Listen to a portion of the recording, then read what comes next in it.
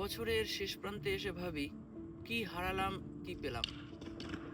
যা পেলাম তা শীতের ভোরের প্রথম সূর্যের আলোর মতো উষ্ণ, আর যা হারালাম তা ভোরের কুয়াশার মতো অসহ্য। যেটা পেলাম সেটা অনেক মূল্যবান, যা হারালাম সেটাকে শত মূল্য দিয়েও ফিরে পাওয়া যাবে না। যদি বলি কি কি পেলাম, নিজের পায়ে দাঁড়ালাম। বাবা যে কষ্ট করে টাকা এনে সেই টাকা দিয়ে লালন পালন করে যে বড় করেছে, এখন গিয়ে সেটা যে মানে টাকা ইনকাম করতে কত কষ্ট সেটা বুঝলাম। নিজের ইনকামের টাকা খরচ করার মজা বুঝলাম। নিজের একটা ঘর পেলাম, একটা নতুন দেশ পেলাম, একটা নতুন কাজ পেলাম।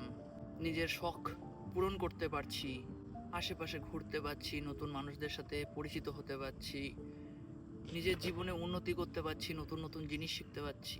যদি বলি কি হারালাম, আমার মা বাবাকে হারালাম, আমার বান্ধবীকে হারালাম। তাদের সাথে কাটানো যে সময় সেটা যে কত মূল্যবান সেটা হারালাম।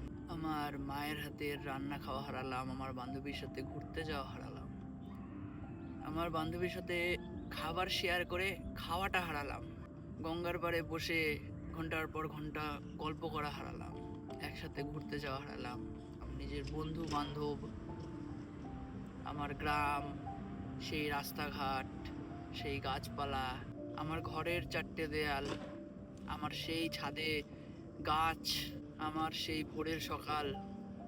যা পেলাম সেটাও অনেক মূল্যবান, যেটা হারালাম সেটাও অনেক মূল্যবান। কিছু পেতে গেলে কিছু হারাতে হয়, কিন্তু অনেক কিছু হারালাম।